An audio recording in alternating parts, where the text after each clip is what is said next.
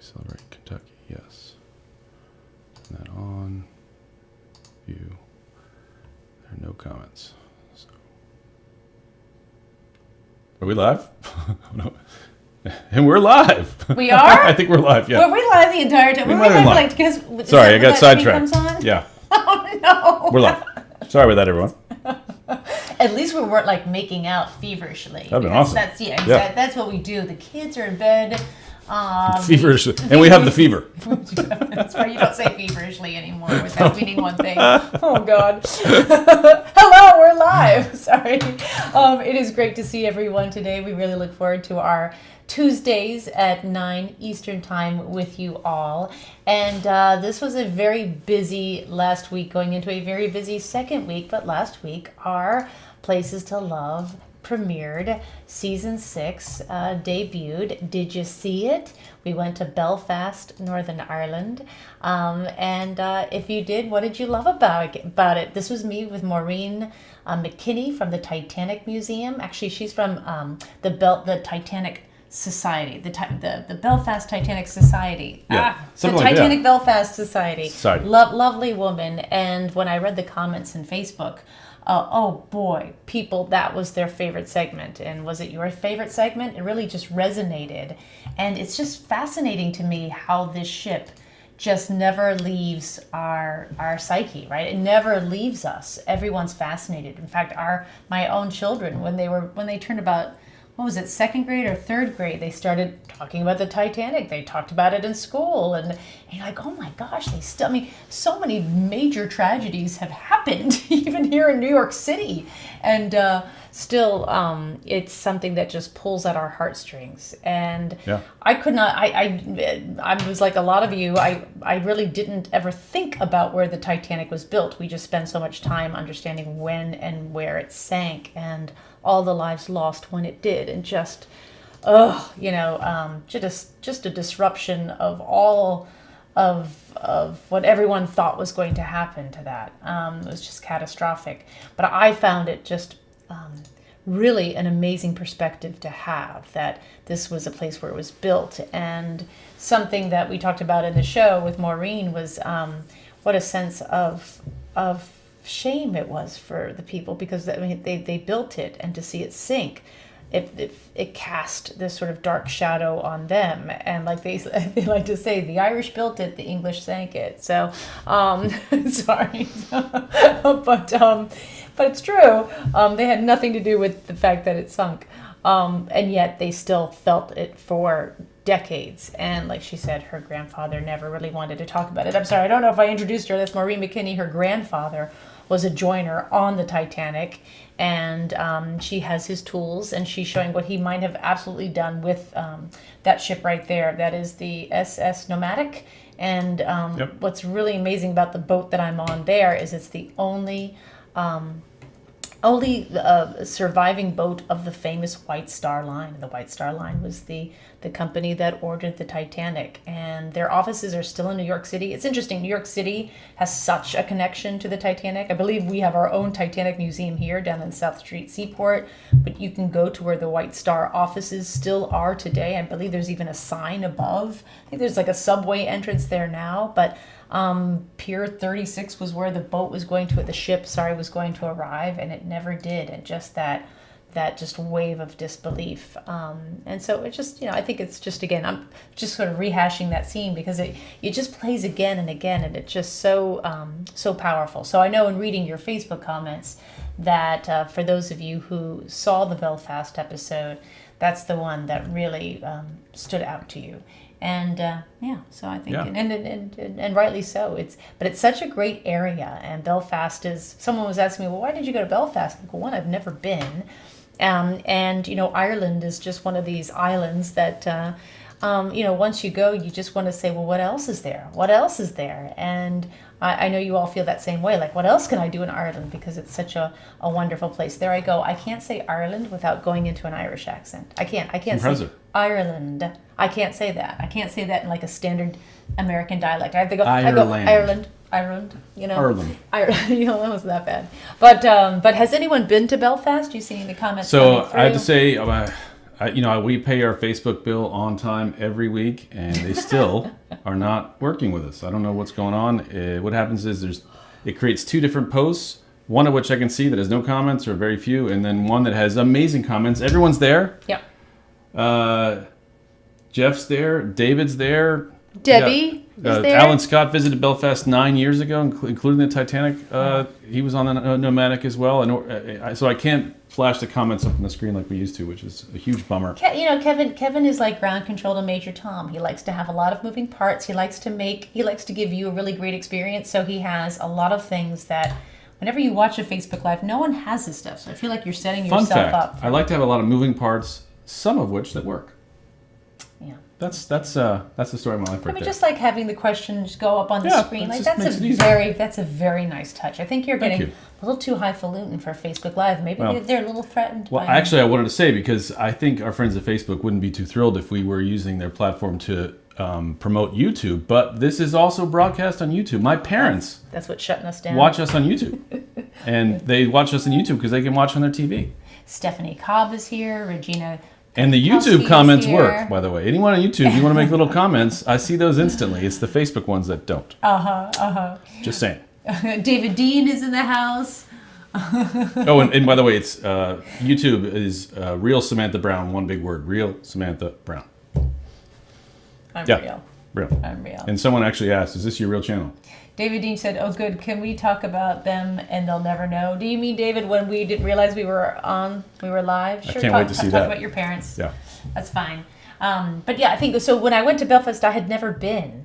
And a few people even asked me, why would you go? Isn't it still dangerous? And it's just so interesting to me how, it's something gets stuck in our minds and we just never let it go. And, traveling is really about rebooting your own history of a place because things have changed drastically. Well, I mean, there's still, there's still like the troubles aren't there, I should say, right? And being in a place where sectarian violence was so prevalent, but that has gone. I mean, I'm sure there's still some issues, right, with just how we all are as human beings, not liking each other. We understand that in the United States very well, don't we? So there's no way that we can really kind of look at another country and go, anymore.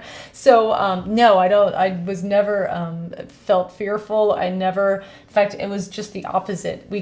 Everywhere I walked, and we even have a picture of it. I don't think we have it ready to go, but like I would just be standing there and someone would come up and talk to me. And I had Christina, my stylist, take a picture of every time that happened because I would just be like waiting for my shot and I'm not near the camera, not as near so that people aren't like, oh, you're on camera, what are you doing? But oh my gosh, people, if you just stand still, someone talks to you. So it's it's the same. Just that they're people there are the salt of the earth and they reinforce your idea of what human beings should be. So I love it. Beer tastes just as good. The food's fantastic. And it's a good place. There's interesting pubs there. They're beautiful pubs in Belfast. There's a pub there called the Saloon, I think. And it's like this Victorian jewel it's actually owned by the equivalent of the National Park System of the UK. And but it's this, circa 18-something pub that's like you walk in there and they have these little like cubbies with doors that like people would have their own little area to drink in. And I've never seen a pub like that. I used to live in England. I never saw pubs like that. We got lots of people watching. We're really happy that everyone's here. We got Tybee Island in the house. Hey, we've got a new Savannah episode airing in a few weeks. We got lots of our old friends here, including some friends from Kentucky. Do we have some friends from Kentucky? Yeah, John Patterson. He's here in Kentucky. Excellent. Very lucky. Yeah, so a little bit of housekeeping. We have, again, just, our shows, we mentioned it's a busy week. You can tell by the way we started. Yeah, we should. That we have a lot going on right now. We have awesome Facebook Lives every Tuesday night or YouTube Lives. Just saying. And then we have the new shows airing. The shows next week airing. We still have 2 shows. We're editing. There's just a lot. There's a lot going on. And this is an exciting time. But something else that's going on What's going on? Samantha's going to be in Chicago this weekend. I am. Chicago. Yeah. And whoever wants to join, free tickets. Just go to travelshows.com and the code is Places to Love VIP. Free tickets. Well, free that's very nice. Tickets. It's at the Rosemont Convention Center, which is the Donald Stevens Convention Center, near the airport, the O'Hare.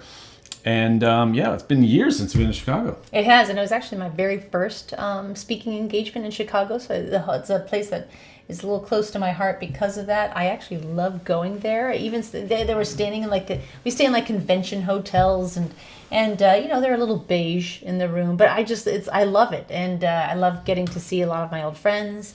I believe, is Peter Greenberg going to be there? Of course. Brian Kelly, the points guy, is going to be there. Frommer. Oh, Pauline Frommer. We always get together for martinis, she and I. Well, she drinks a strong martini, Pauline does. And I get a nice glass of Pinot Grigio. But yeah, so we're all really good friends, and we finally get to see each other. And we all do. We all gather and get together and talk. So, but it'll be great to talk to you too as well. I have a presentation, and the presentation is called Trends, Tips, Advice, Wisdom, and the 4 types of travel we all need for 2023. So, just so you know. Wow. Yeah. I'd say 5 types, because one of them is us going to Chicago. That's true. Yeah. Yes, exactly. I love Chicago. And besides Chicago, just to kind of mention, the last weekend of January, actually last Saturday of January, Samantha's be speaking at the New York Travel Show, the Javits Center. And then a weekend after that in D.C. on the 4th and 5th. Yeah. So lots of awesome talks, and just excited to be back on the circuit. The New York Travel Show is awesome. Yeah. It's bigger than ever. Yeah, these are great travel shows because they're great travelers. I just like Washington, D.C., just the people who go to these shows to kind of scope out their next trips. Of course, you can get better deals because you're dealing directly with destinations, so there's a lot of financial incentive to go to these. And you just learn a lot. And I love the fact that people show up as opposed to doing things, online, which is really easy to do these days, and even remote. It's like, these days it's hard to get people to go to work physically, right? But people show up, and it's a great atmosphere. And so it's just a fun time. It's a really fun time. I got to cut in for a second because Stephanie Cobb's going to New York. But she's not there to see just you, but a certain Andrew McCarthy. Oh. This is not the first time that Andrew's come up in this household. If anyone's a 80s person, knows Andrew McCarthy from his masterpiece, Weekend at Bernie's, perhaps. Weekend at Bernie's, yeah, sure. Well, yeah, it was. That movie would never be made today. I agree, but that's like what the guys like, and then there's the we love Mannequin, we love St. Elmo's Fire, Pretty in Pink, a lot of good stuff there. And he's a lovely person as well. And someone asked, I lost it, about are the tickets for DC and New York free? I believe so. We will be posting similar kind of things for that, just so you know. Check our social media for that one. I believe they'll be free, but you need the code, and we'll make sure the code's on our social media for that. Wink, wink. Yeah. Speaking of awesomeness. Yeah, I'm ready to show this. We have a really nice lead in here because we're going to show you the sizzle of our next episode. So Belfast was our lead-off premiere episode for our new season. Well, this week, it's Alaska. And it's epic with a capital epic. Yes. Yeah. Amazing. Yeah, it's our family episode. Our kids haven't been seen on a Places to Love since season 1. Yeah. With speaking roles, at least. Speaking roles. Yeah, they were in like in little bits and pieces. Of what one? Pikes Peak in Colorado Springs. Oh, sure. They were next to you in Corning, New York, at the Museum of Glass. Yeah, that's true. Yeah. But we didn't give them speaking roles. No, that's it. Yeah, because then you got to pay them. Their agent gets involved. It's a whole thing. It's awful. Yeah. Exactly. Yeah. But we're really excited. And our kids did a great job. They really did. Yeah. But it was a multi-generational trip, and that's what we wanted to show with the Alaska cruise because it was a really majestic place. It is a majestic place. And you just want to share it with as many people you love as possible. So I say we look at the sizzle. Check it out. Boom. I'm taking a trip that is on everyone's must-do list. One that is so good, with so many life-changing experiences, I couldn't possibly do it alone. Because if I did, I would never hear the end of it from these guys. I love this! So I brought the whole family and my in-laws as we plan to make up for the time that travel was put on hold. It's a big one, Jeff. And explore a majestic destination with a uniquely beautiful culture. I'm traveling with my family through the Inside Passage of Alaska. For more. I love it. Yeah, are you excited? I know just the comments coming in. Everyone either dreams of going to Alaska or they want to go back to Alaska. There's no one who's on the fence about it or thinks, I don't know. Maybe I'll get there. Your parents who came with us are big time cruisers. They are on their way right now to a big cruise.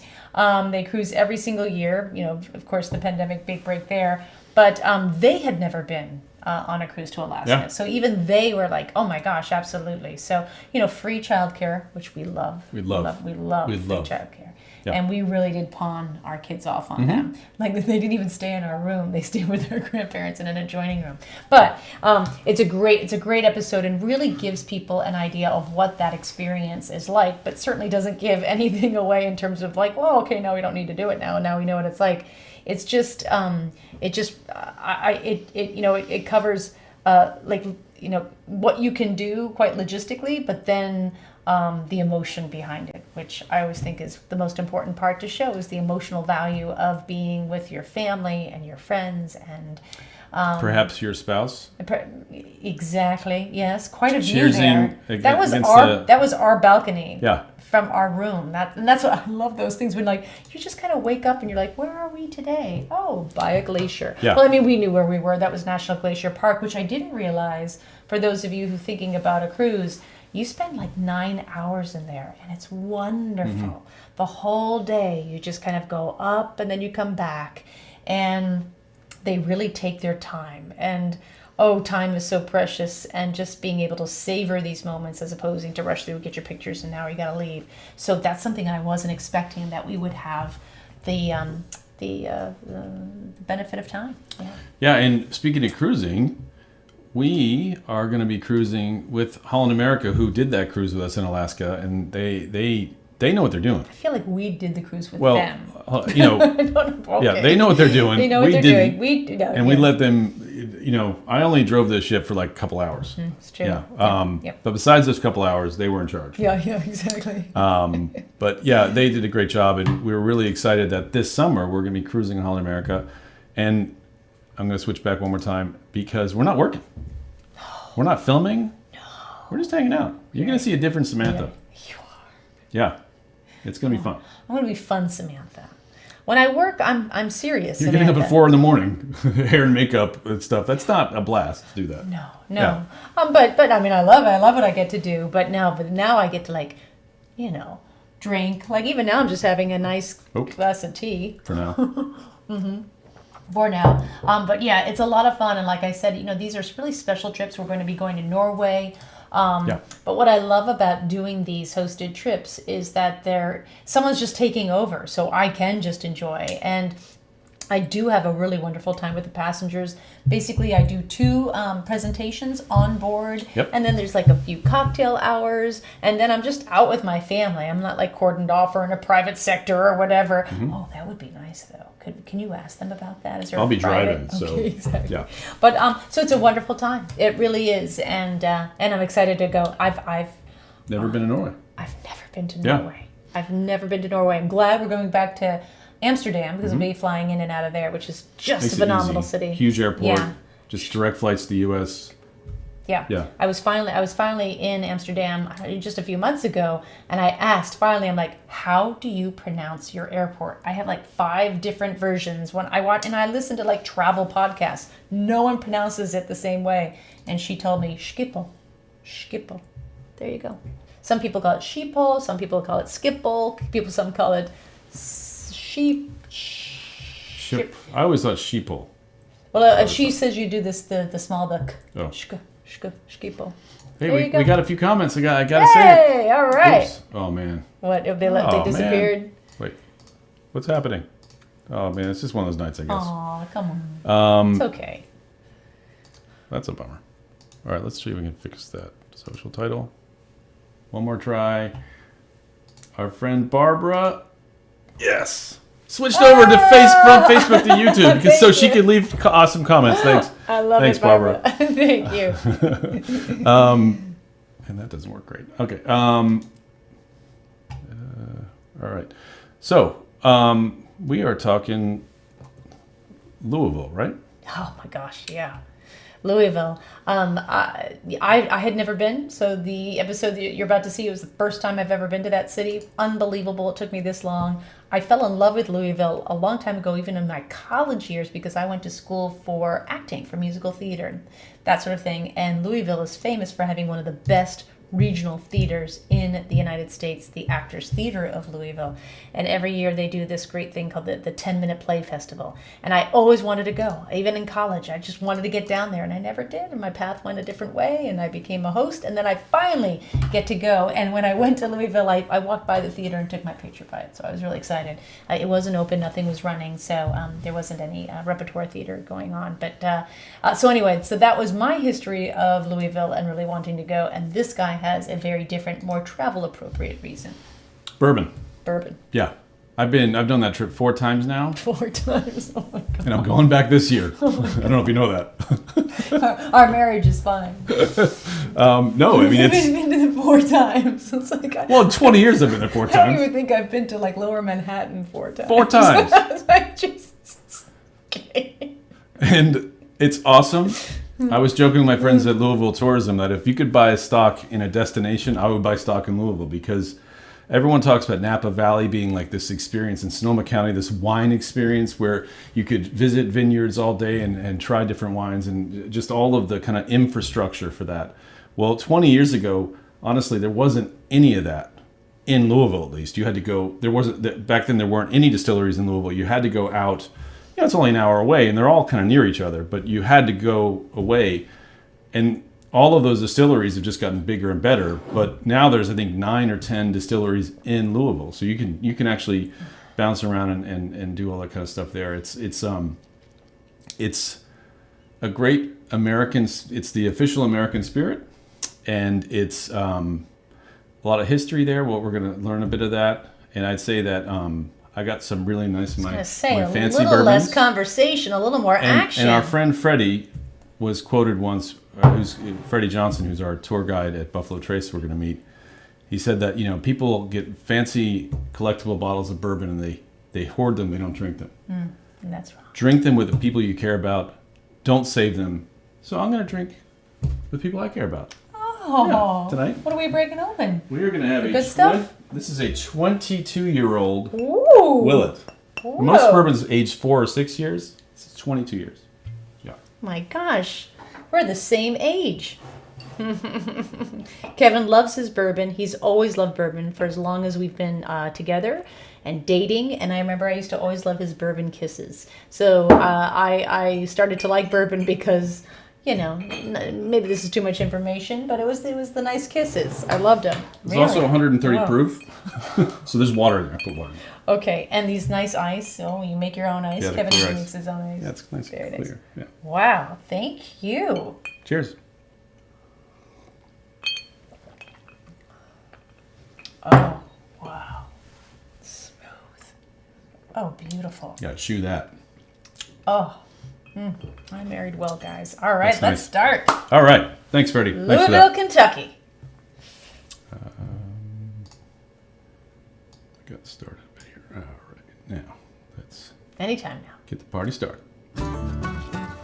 I'm in a destination that is built on history and legacy. A place where a relationship of land, water, and know-how created something totally unique. It's where the spirit of devotion runs deep in fascinating ways, and where relationships are nurtured between art and nature in forms both small and giant. And speaking of giants, well, it's home to the greatest. It's where the people are determined and the tradition is strong. 120 proof! Yeah. I'm in Louisville and Bourbon Country, Kentucky. Cheers. I'm Samantha Brown, and I've traveled all over this world. And So, yeah, we were excited to go to Louisville. Yeah, and Cindy Scaglione asked, how did we decide which distilleries to use? That was to focus on. That was a tough decision. Kevin scouted this for 6 months and drank a lot of bourbon. That's how, Cindy. That's true. I'm only kidding. No, I think we went with Buffalo Trace. They have. We went also to geographically break it up because we were going to Bardstown, where we went to the Bardstown Bourbon Company, the second one we visited. But the history at Buffalo Trace is pretty amazing. Well, that's what we did. And Buffalo Trace is Freddie. And Freddie. And that's really, honestly, if Freddie had been another distillery, we probably would have gone there. He's really one of the best storytellers of bourbon in the world. Mm-hmm. He's definitely a treasure. And you'll notice when you watch the episode, the two distilleries we featured are kind of polar opposites of each other. One is just of the land from the beginning, bourbon distillery that everyone knows. And then the second one is more modern, new, and kind of the up and coming. So I feel like we showed two faces of the bourbon industry. Yeah. Well, I mean, but I'm you would know more about that than I do. Well, no, I mean it's just amazing. And by the way, we're watching our sponsor ads here. We can't make the show without our sponsors. AMA Waterways, the Rocky Mountaineer, amazing trip in the Rocky Mountains, as well as around between Rockies, Denver and Utah. That's Utah right there. Yes, that was right. Beautiful. I mean, I still remember that. I remember going through that gorge. Like, oh my gosh. And then there was that eagle that tracked with us. It was going the same speed as the train. Yeah. A lot of people ask me about that Rockies to Red Rocks trip. It's phenomenal. And only one like it in the United States. And of course, AAA travel. AAA. If you are a AAA member, you have access to a great agent. Unbelievably my first trip to Kentucky. And I'm starting my time here understanding one of their greatest contributions to the country, bourbon. I'm learning how this uniquely American spirit came to be from one of the most sought-after guides of the Buffalo Trace Distillery and an inductee into the Kentucky Bourbon Hall of Fame. I'm Freddie Johnson, third-generation employee at this distillery. I love talking about bourbon. I love telling the story about how all the pieces fit. This territory that we're standing in was part of Virginia. Hadn't been developed. I get the Scottish and Irish to come out here. They're making rye and barley whiskeys like they did in the mother country. Okay. They start mixing these whiskeys together and they produce this new sweet-tasting whiskey that doesn't have a name, Samantha. So it becomes referenced as Bourbon County whiskey. This water, it's the key to the whole thing. We're actually standing on top of a giant limestone aquifer. And when the water passes through this white marble limestone, it filters out the iron and it produces an exceptionally sweet taste. So the pH factor of the water in this area is entirely different than anywhere else in the country.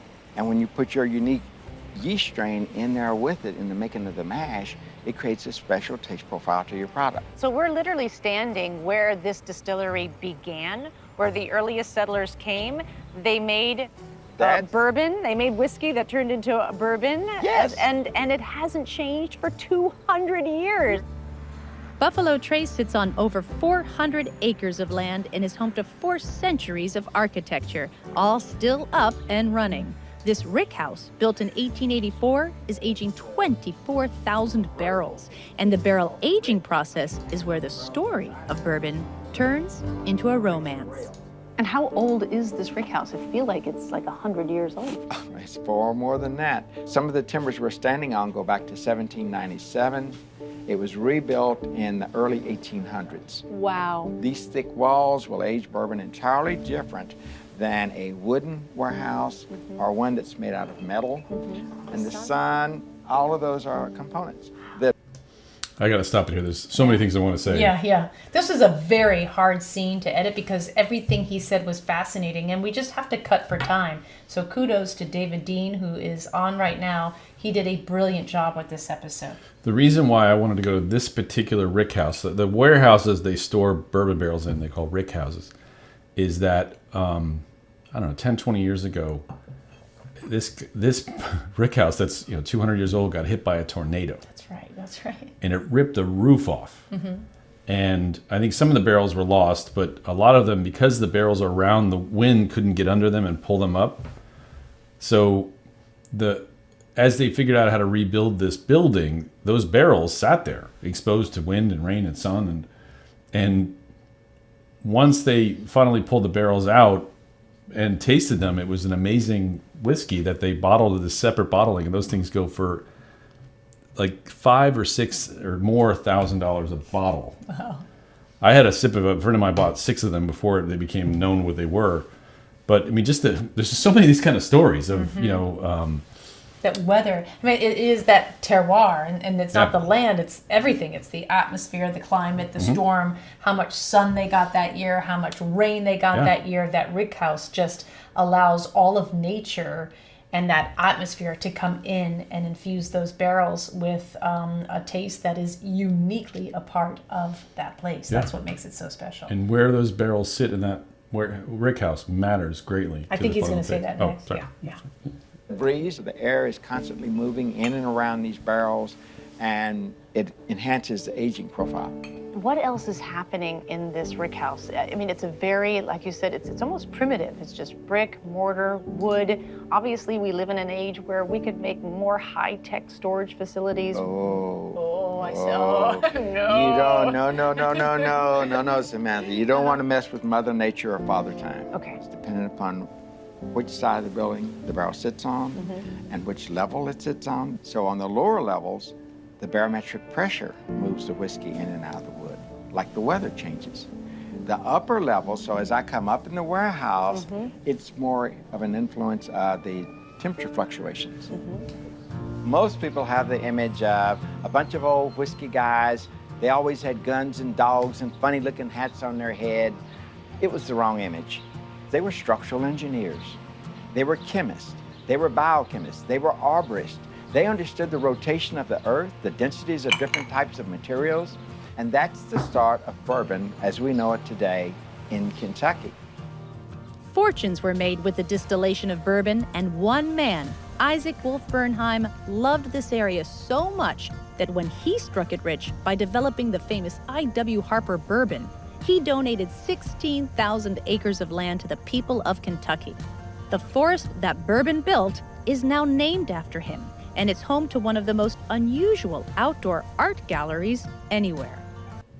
Just one last thing that just blows your mind about bourbon, about Buffalo Trace. They told me they have 1 million barrels on their property aging. 1 million. That's how popular bourbon is now. It's crazy. My name is Jenny Zeller. I'm the Arts and Nature Curator at Bernheim. I'm also a visual artist and was awarded an Artist in Residence at Bernheim in 2017. And what I find so fascinating about this forest is not only did Mr. Bernheim understand in 1929 the connection that people would have to nature, but also the more unique connection to art. You know, art engages people in ways that are different than science and education. So it really allows us to have this like holistic approach to fulfilling our mission of connecting people with nature. I tell you, I've seen these in pictures, and nothing quite like seeing them in real life. It's true. In their natural element. Absolutely. Right? In their home. Absolutely. This is Little Nis. Little Nis, Oh. yes. He's not so little. No, but he is the smallest of the 3 giants. It's a Mama Lumari, and her 2 children, Little Nis and Little Alina. And Little Nis has ventured away from Mama and Little Alina and became mesmerized by his reflection in this pond. The sculptures are by the internationally renowned recycling artist Thomas Danbo from Denmark. He mainly used items from Kentucky to make his giants. So Little Nis has been made with some pallets from a local pallet company that was just going to be thrown away. Mama Lumari is actually made with bourbon barrel staves, so it really speaks to our region. I always think that, you know, as a child, you always thought that something like this did live in the forest. And you would go on long walks wondering what you were going to find. And this idea that the forest does have these magical creatures is something we can all tap into even as adults, right? That there is magic in these woods. Another way Bernheim is connecting people to nature is with its newest installation that was just receiving its final touches, Spirit Nest. This is just phenomenal. Have you always worked at this scale? How did you start building your nest to get to this? I'm originally from Omaha, Nebraska, and my mom used to take me to the Platte River, and I used to always be pulling home. You see these little pieces of driftwood over here. Yeah. I used to, you know, start gathering the driftwood, and I brought it into my bedroom when I was a kid, and I sculpted my first nest in the corner. And then over time, I started to really approach it as an art form. It just inspires absolute awe in people. Yeah. And I think part of it is because we all love nests. We all understand what they mean. It's something so deeply rooted in our subconscious. This the place to gather in and a place to be, and it's a place of kind of protection and nurturing life. And you can have storytellers here, workshops, concerts, all sorts of activities can take place here. This is also a collaboratively built project with volunteers here. And so we actually went to the Falls of the Ohio and had a week's worth of collecting driftwood. And you can climb up inside. I feel like that's such a smart use of sculpture because there's such an emotion, especially after the year we've all been through. Right. I knew this work would go far beyond the visual components. You know, artists think and see the world differently than other people. Not only what they choose to focus on, but through their creative practice as well. Being back here in this room, I'm not seeing any huge mechanical machine doing anything here. I see a lot of people working. Is everything done here by hand? Well, we consider ourselves an art factory, and we produce literally hundreds of pieces a day, but we're the only people left that we know of in America on a scale that are making plates by hand, making our mugs by hand, applying the handles. We still celebrate the same traditions that this company has been doing for 200 plus years. Take, for example, the creation of a simple basic plate. Tommy's been doing this from scratch for almost 30 years. First building the foundation, then adding the structure. How many plates a day can you make, Tommy? A couple hundred? Yeah, at least 200 a day. 200 a day. 200 plates a day. And how do you know when it's done? When do you pull the lever up and say, okay, the foot's perfect? How do you know? My experience. Stoneware & Company was founded in 1815 and is one of the last great American pottery companies. Stephen Smith is making sure its third century is as resilient as its stoneware by creating a destination where shopping is encouraged, history is shared, and there's an understanding of the artist and their craftsmanship. Master mold maker Nakvan has been here for 40 years. What is the material you're carving into? Plaster. Plaster. Yeah. Okay. So you're Yeah. carving the running Everything. horses. Everything. Horse and jockey. And the level of detail, I see the horse's reins. Yeah. And then the jockey in the crouched pose. Yeah. And they are clearly galloping. That is unbelievable. And you're just doing that freehand. Yeah. Once the carving is completed on the plaster production mold, the rubber master mold is created, and that's what produces these elaborate stoneware products. You came here to the country, to this country when? After the fall of Saigon, 1975. So you actually got to leave Get on a on that plane plane, yeah. in plenty of time. Yeah. Just yourself or your family? Just me. Just you. How old are you? I was 23 years old. 23. Yeah. So I come to Kentucky, and I met my wife here, and marry her, and have family. That's it, how my life story is. And stay here since then. We love that life story. That's the one that makes us all really happy. That's the other thing about this place is there's generations, 200 years of knowledge that's been passed down to generation after generation. And if the place ever closes, it's just all, just disappears overnight. And the whole story's gone and the whole tradition's gone. So I always call this a great American treasure. Just to go back and kind of take in everything we just saw, I love featuring talking, spending afternoons with artists. There's nothing like them, and people who see the world very differently. And when you have a park, the Bernheim Park, that, was it like 90 years ago, the man knew it was important to incorporate art into nature, where nobody was thinking about that then, right? And now we have sculpture parks, and now those are really important places, and certainly the pandemic taught us how just we needed to be outside, and people kind of start playing, but they've been doing it since I think the 1940s, I forget, I'm sorry, but Jenny, who's the artist in residence, the curator of all of it, just fascinating to see her really pick these pieces. Like she was able to bring Thomas Dambo to Kentucky, brought him in his art and his sculpture and the giants, and then to talk to the artist doing the nests. It just brings calm. It just brings peace. It just makes you think that there are good people in the world. And then of course the master carver.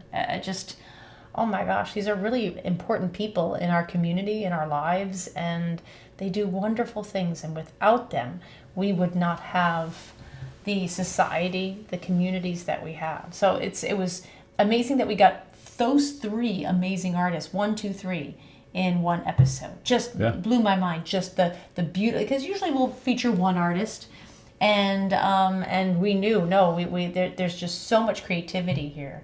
And so just a really great city that it inspires that creativity and people hold on to it. Yeah. I first got into horse racing because I like drinking and gambling, and that hasn't changed. And I thought at the end of the day, these horses deserved a much better fate than they might have gotten otherwise. I'm Michael Blowen, and I'm the founder of Old Friends Thoroughbred Retirement here in beautiful Georgetown, Kentucky. I'm a former movie critic for the Boston Globe. There you go. And we came down here to Kentucky on a whim, and it turned into a dream come true. We retire great thoroughbreds and not so great thoroughbreds. But all thoroughbreds are welcome here. They're the athletes of the sport. They're the stars of the sport. They work hard all their lives, and at the end of the day, they deserve a dignified retirement, and I think that's what we provide here. This is Silver Charm. He's my favorite horse of all time. Won the 1997 Kentucky Derby, won the Preakness, lost the Belmont by 2 feet to a horse we have over there. They're neighbors now. Okay. And I saw him win the Kentucky Derby, and he won it with such style and such determination that I just fell in love with him, and I never thought in a million years that he would end up in my yard.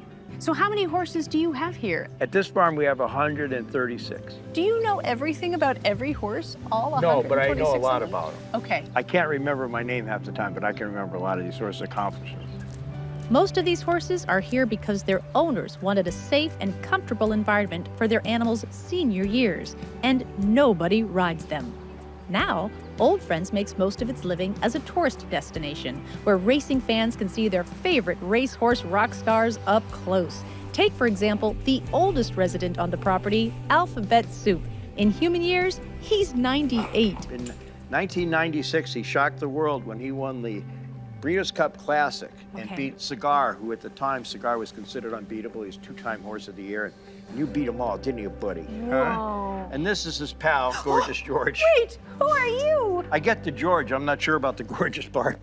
Oh. It's a real pleasure being able to hang around with them every day, and they teach you something. They teach you what they want and what they don't want, what they like, what they don't like. And once you develop that relationship with them, and they know that you're going to be the butler and you're not going to be the boss because they've been bossed around their entire lives, the whole relationship changes. So you were a movie critic for the Boston Globe. If you were critiquing this movie that is your life, what would your review be? I probably would have liked it very much because I thought it would be too sappy. Yeah, I would, because it's so unbelievable to me. If it wasn't true, I wouldn't believe it. But it's really happening, and that's the strangest thing of all. Old Friends, it's a silly romance between an old guy and 126 horses. That's right. That's right.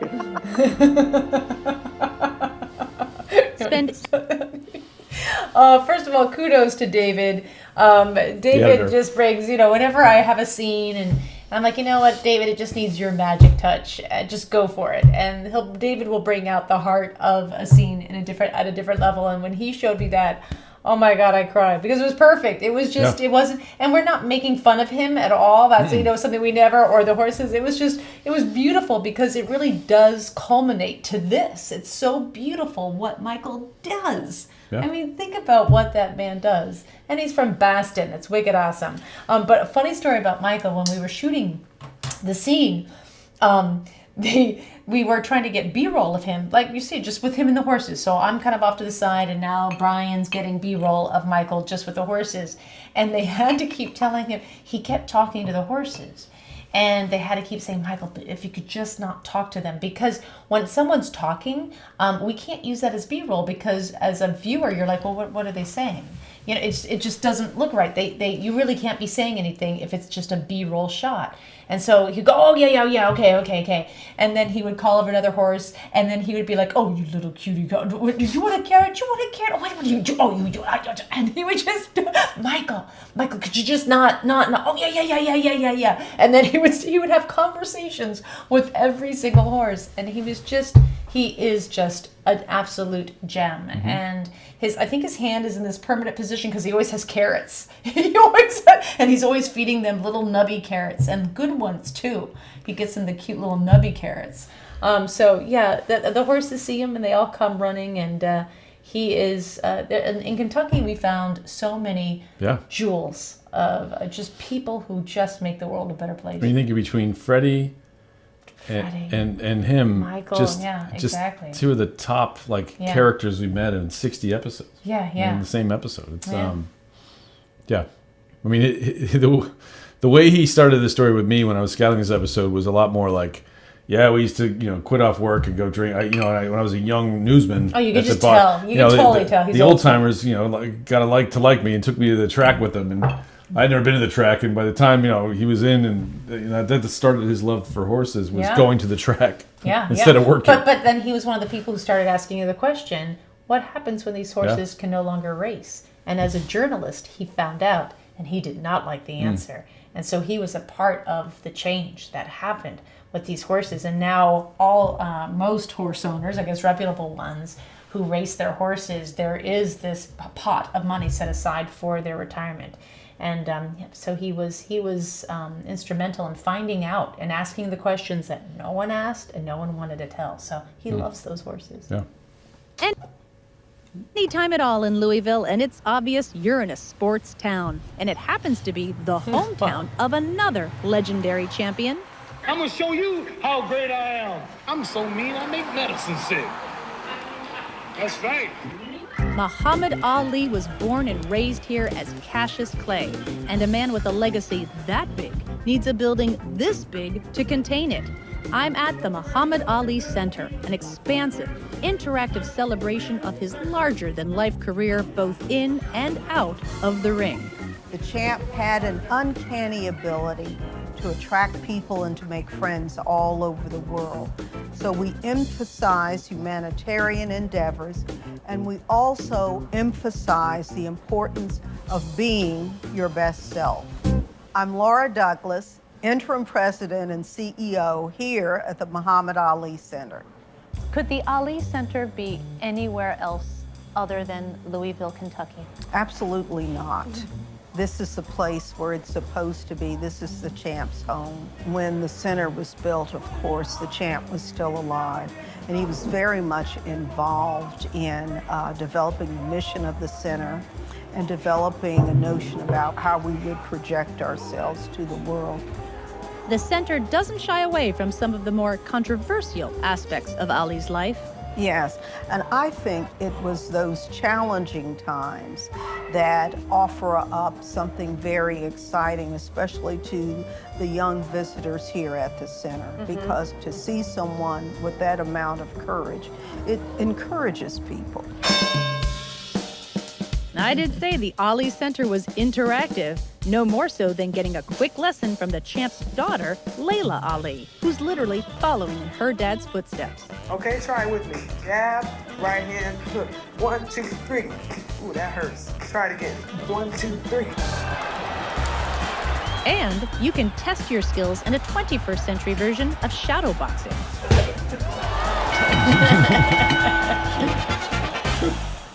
He was such a humanitarian, and that really started here in Louisville, walking around the center and coming into the counter, where he says, I was the champ, and I couldn't even sit down at this counter and order a hamburger. Having one foot in the American dream and the other part, not so much. And we're not too far different right now in terms of the tumultuousness that is in our nation and the world. So it definitely begs the question, oh my goodness, what would Muhammad Ali say during these times, and don't we need him right now? When there are injustices to overcome, it's necessary to reach down inside yourself and to pull that courage out, which is certainly what what he did, and he acted on that. The Muhammad Ali Center is more than just a look back at an incredible life. It asks that we recognize the same courage in ourselves for our future. I've been surrounded by... I'd say, that was a tough scene to shoot. I mean, it was a lot of serious points and the fun part with the boxing stuff. It's also hard technically because it's a really dark room there. Museums are tough. Really dramatic and just all these little pockets of darkness and light. And that was I remember walking around there saying, I don't know how we're going to do this. It's really tough. But I know our director went there the day she arrived early and kind of looked and tried to find the best spots to film. Yeah. And it's a big story to tell. So we feel that weight, we feel that responsibility of how do you describe a man's life in 3 minutes, a very important person, a humanitarian and athlete. I just know that in the 2 hours that we spent there, I learned probably 90% more than I ever thought I would know about him. I knew him for certain things, and I and certainly wasn't alive or wasn't watching boxing in the 60s or 70s, but just to understand who he was and how, gosh, like I said, those people we always look back and go, wow, boy, we really need them now. We really need them now. But that's what the important part of the center is that he still lives on. Yeah. Bourbon on this trip, but I still haven't tried any. So I've headed outside of Louisville to the bourbon capital of the world, Bardstown. Jamar, am I smelling what I think I'm smelling in the air right now? Absolutely are. That's bourbon. That's it. That is the cooker, and that is going into a fermenter that's sitting, and that's what you're smelling. It's the actual cooker going right now. So think of it like bread in an oven. Jamar Mack is on a mission to shed a little more light on this spirit that is entrenched in history and deep in myth. And so he's bringing me to what he considers to be the future of the Kentucky bourbon experience. Bardstown Bourbon Company. It's moving things forward with immersive distilling experiences and a full-service restaurant, the only one of its kind on this bourbon trail, but it still knows that it all comes down to one thing. So bourbon, you start with what grows well locally. Okay. So in Kentucky, that's corn. Corn. So corn is always the foundation and heart of bourbon. It has to be majority corn. From there, you have a fork in the road. You either pick smooth, sweet wheat or spicy, dry rye. Whoa. And that's your flavoring or your secondary grain. Okay. So always majority corn, then your wheat or rye, and then always a little bit of barley. I imagine that's just a sound that's iconic in this state, right? Yeah, I mean, this is you've got the state bird, you've got the state tree, and then you've got the state sound, and it's that. It's that. That's how you know someone's getting in your barrel. Yes, exactly. Okay, so these are cast strength bourbon, which means we are not adding water. We're coming straight out of the barrel, which means we're going to be at 60% alcohol, 120 proof. Okay, we're going to be at the 120 proof. Yeah. I'm wearing wedge heels, Dan. I should have worn flats. The first barrel sample is where wheat plays a secondary role. So the first taste is going to kind of like coat your mouth. Yeah. It's going to give you that little burst of flavor. That's wonderful. Right? Yeah. So it's a soft, smooth liftoff, and that's how you know you've got a wheated bourbon. Nice.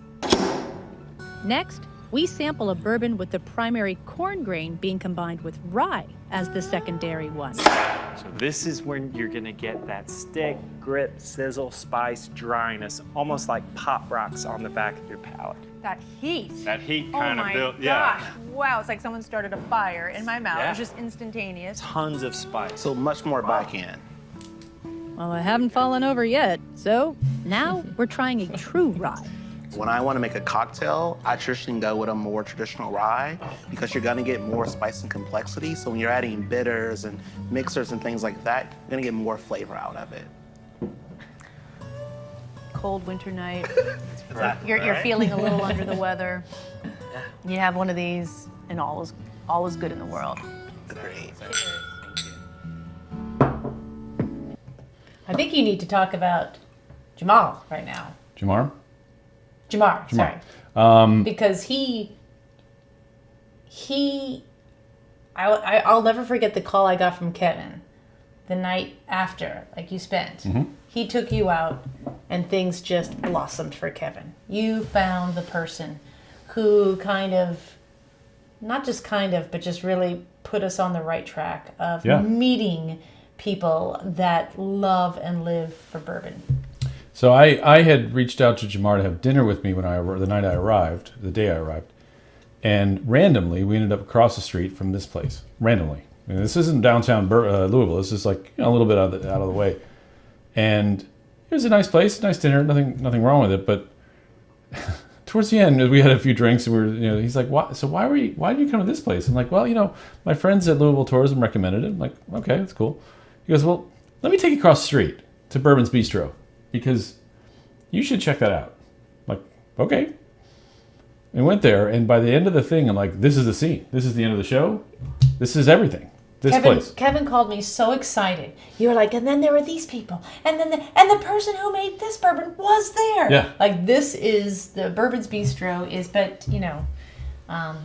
Yeah, there's a guy called Carter that has Old Carter is his bourbon that's impossible to find. It's like $1,000 a bottle or in that range, and he happened to be at the bar and was pouring drinks, pouring out of the bottle and stuff, and so many great characters there. And I was like, this is a place that real people go, and everyone was talking about bourbon. It wasn't like they all worked in the industry. It was just like you found your people. Yeah, people.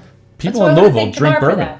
He is absolutely instrumental in putting the smile on your face for this episode. Yeah, absolutely, 100%. It was him. 100%. Cheers, Jamar. We switched to rye, by the way. This is now a nice rye. So wait, can I just say, because I thought Dan described bourbon perfectly. Like I finally got it. Yep.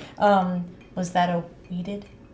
Yeah, it's wheated, I believe. Yeah, because it's smooth. Yeah, it's really smooth. So I was like, oh, all right. So this is a rye. This is aged 18 years though. So this is a little fire, or is it gonna be smooth? It should be a little fire. It's 90 proof though. It's way lower alcohol. Okay. It is compared to the other one. The other one's 133. That's what this you have. Is 90. Me getting up at 5:30 in the morning and get the kids ready for school. Oh, but it was only 90 proof. But yeah, it's spicy, sizzle. Different. Yeah, I love it. Dan did a phenomenal job, and if you ever go to Bardstown Distillery, oh my gosh. Which I did last year again, and hung out with Dan a little bit, and I'm going back this year. You need one of those like yogurt punch card things, like after the 10th visit, you get a free after your 10th barrel, you get a free $10,000. Because that was an interesting place too, as well, because you can't buy their bourbon. That was the thing. I think you can now. You can now. I think that's everything was spoken for, and this is the part of bourbon that I don't get. It's like futures. Like people buy it in the future, and so when I was there, all of the bourbon, that was something that Jamar was saying, that like you can't buy a bottle here. You can drink it. They have a bottle for you to pour. Well, they had some, but that's changed. It's kind of a long story. Okay, but I think they've evolved. They're new. That's one of the things you talk about. Buffalo Trace been there 100-something years. But phenomenally eagerly awaited. That's why their bourbon was Bardstown bourbon, and they said they couldn't keep up with the rick houses. They were building like 10 more. Just construction stuff. Yeah, it's a great place. Good people too. Back in Louisville, Jamar wanted to take me to one of his favorite places to enjoy the drink he loves. Bourbon's Bistro is a local favorite for cocktails, food, and an extensive bourbon selection. And what's more Louisville than a fire fed by discarded Louisville sluggers? Come on, isn't that the coolest thing in the world? So this was late May, I think, and I was so jazzed about when I was there. It was cool because it was a month earlier. And the baseball bats, like they burned baseball bats, Louisville Slugger baseball bats. And when you guys were there, it was what, 80 degrees? Oh, and they still and then we made them put the fire on for us. We were dying. We have to have that shot. We have to have that shot. Exactly. Crazy. Oh my God. Woo-hoo-hoo. All right, I think we did it. I always felt with bourbon that bourbon is that television series that everyone's on season 2 of, and I haven't even started episode 1. Do you feel like that's the attitude in Louisville? Or are you like, so you don't know bourbon, face. or is it? Absolutely, and that's why a place like Bourbon Bistro, you can come in with that, say, hey, I'm new to town, I don't drink bourbon, what would you recommend? And you're basically going to say, how big is your wallet? That's what it'll come down to. So when people do come to Kentucky, I think what's really important and what people need to remember is the legacy and the history that is here. And bourbon is really the focal point of that in Kentucky. They're 4th and 5th and 6th and 9th generation Kentuckians. And as an outsider, I have a much different perspective than a lot of other people. It's a great place to live, and I can say that because I'm not from here. We attract people that don't necessarily visit museums or art galleries, so it's a great place to experience art, and it's very accessible for everyone. I tell people all the time, as you travel about Kentucky, it's not about just one site. Take a look at the relationship of the horse industry to the bourbon industry to the tourism industry, and you'll find this wonderful mix that helps you to appreciate the true beauty of Kentucky. When over 200 years of strong, determined work has a taste, when you can hold that strength in your hands, when compelling spaces allow you to understand what it's like to be big and small, that is when we share a love of travel. And that's why Louisville and Bourbon Country, Kentucky are places to love. Sure is. For Great more information episode. about this- It's always lovely to go back. We're watching our episodes like it's, bourbon aged in a barrel. Mhm. It's aged well. We can Very enjoy well. it better, Yep. right? We can just relax and enjoy it with friends. I feel like our show is a glass of bourbon. How's that for a nice wrap out? And just like, this bourbon sitting in a barrel for the last year, aging like we have a year ago this time. It was hot, and there was fire going on as we were getting these delivered and out the door. So true. It's so true. We every year at this time we're like, we can't do this again. We can't do it.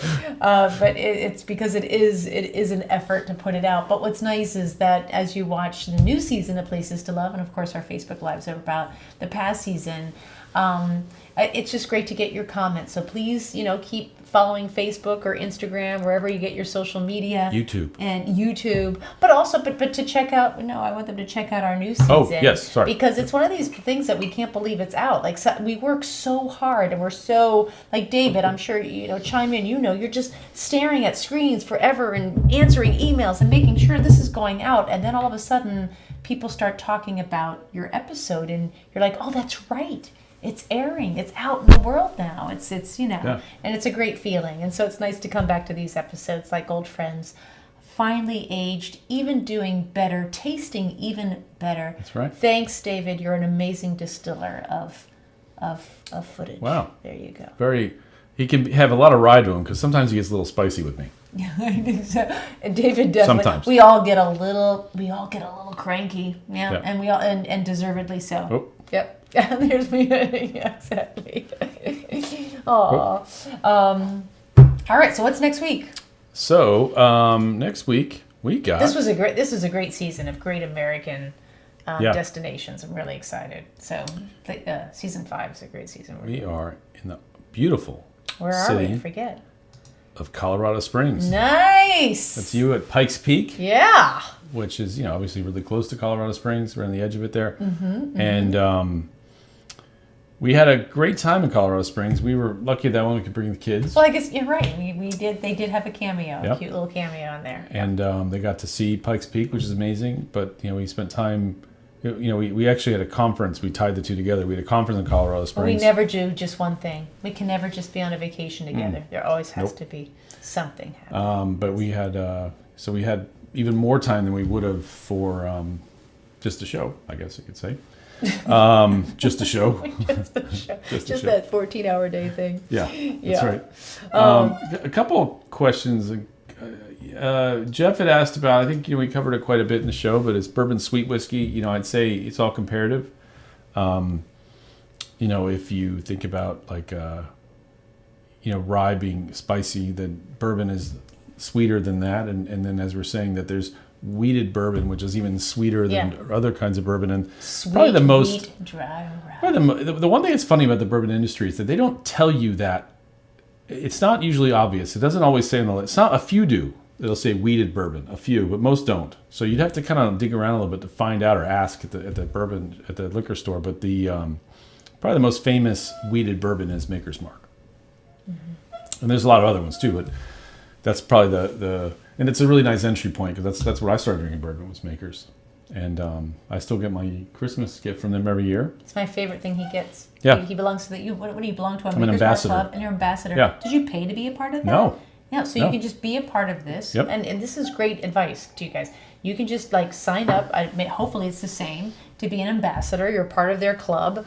And then every year they send you like the best Christmas gifts. The best. One year we got a little sweater, knitted sweater for the Maker's Mark. It's an ugly Christmas sweater that goes over a Maker's Mark bottle. It says Maker's come on. Mark on it. It doesn't. Another one, there was like a little plastic insert that was mistletoe, so a mistletoe would hang over. Hang on the bottle of Hang bourbon. on the bottom. You got great wrapping paper ones. You got the spheres. The ice spheres before anyone was doing those. It's great. Who's ever behind Maker's Mark giving you gifts, and we are not sponsored by them, No. but we can be. And I don't even drink a lot. I don't drink Maker's Mark that much compared to what I used to, but it was always. I remember there was always like that massive bottle because you would travel and you would go to a nearby hotel to work. And in Connecticut, and you always have. Where's this going? Is funny.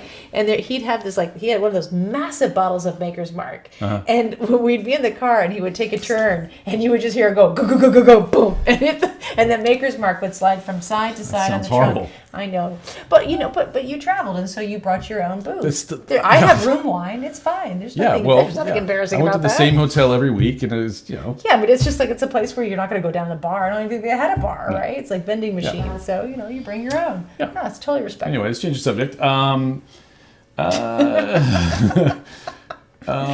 You shouldn't have gotten me drunk. Gretchen was saying Alaska, the last state she hasn't visited yet, and I tell you, that's a common thing. Well, that's wow. It's hard to get there.